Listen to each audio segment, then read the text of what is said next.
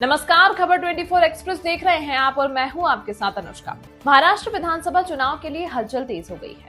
BJP, Shiv Sena, NCP के साथ ही महाविकास अघाड़ी भी तैयारियों में जुटे हैं। मुख्यमंत्री कौन होगा, इसे लेकर अटकलें लगाई जा रही हैं। इसी बीच जब उद्धव ठाकरे से पूछा गया कि क्या वे फिर से सीएम बनना चाहेंगे, तो उन्होंने जो जवाब दिया उससे कांग्रेस एनसीपी की टेंशन बढ़ सकती है। उधर अजीत पवार ने भी पासा फेंक दिया है। शिंदे फडणवीस के सामने ही अजीत दादा ने अपनी दावेदारी पेश कर दी। महाराष्ट्र में इसी साल चुनाव होने हैं। उद्धव ठाकरे की शिवसेना, शरद पवार की एनसीपी और कांग्रेस एक साथ मिलकर चुनाव लड़ने की तैयारी कर रहे हैं। सीटों के बंटवारे पर बात हो रही है, गुणा गणित लगाया जा रहा है, लेकिन जीतने के बाद सीएम कौन होगा, इस पर अभी कोई बात नहीं कर रहा। उधर सीटों पर चर्चा के लिए उद्धव ठाकरे इन दिनों दिल्ली में हैं। उन्होंने कांग्रेस अध्यक्ष मल्लिकार्जुन खड़गे, नेता प्रतिपक्ष राहुल गांधी, कांग्रेस महासचिव केसी वेणुगोपाल के साथ इंडिया अलायंस के कई नेताओं से मुलाकात की। उन्होंने कहा कि महाराष्ट्र की जनता बदलाव चाहती है। राहुल गांधी ने कहा कि एमवीए एकजुटता के साथ विधानसभा चुनाव लड़ेगा और जीतेगा। सूत्रों के मुताबिक महाविकास अघाड़ी एमवीए महाराष्ट्र विधानसभा चुनाव के लिए सीट बंटवारे को अगले महीने तक अंतिम रूप देगा और उम्मीदवारों के चयन का आधार पिछला चुनावी प्रदर्शन नहीं बल्कि जीत की संभावना है।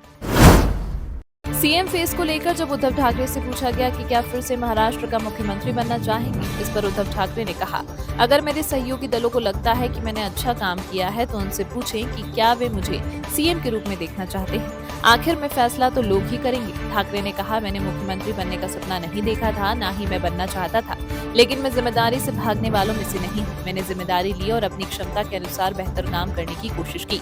उधर एनसीपी अध्यक्ष अजीत पवार ने खुलेआम सीएम बनने की इच्छा जाहिर की है। प्रोफेसर डॉक्टर प्रदीप धवल की पुस्तक योद्धा कर्मयोगी एकनाथ संभाजी शिंदे के विमोचन के मौके पर उन्होंने मुख्यमंत्री एकनाथ शिंदे और उप मुख्यमंत्री देवेंद्र फडणवीस के सामने अपने दिल की बात रखी।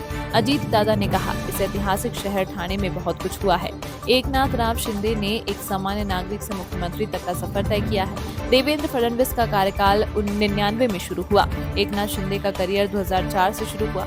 मैं वहीं का वहीं रह गया हूँ। मैंने देवेंद्र फडणवीस से कहा कि अगर उन्होंने मुझसे कहा होता कि मुख्यमंत्री बनना है, शिंदे की जगह मैं पूरी की पूरी पार्टी लेकर आ जाता। खैर, अब समय बीत चुका है। अजीत पवार के इस बयान को उनकी सीएम पद पर दावेदारी के रूप में देखा जा रहा है। यह खबर आपको कैसी लगी, हमें कमेंट करके अपनी राय जरूर दें। साथ ही इसी तरह की खबरों को देखने के लिए हमारे चैनल खबर 24 एक्सप्रेस को अभी सब्सक्राइब करें। धन्यवाद।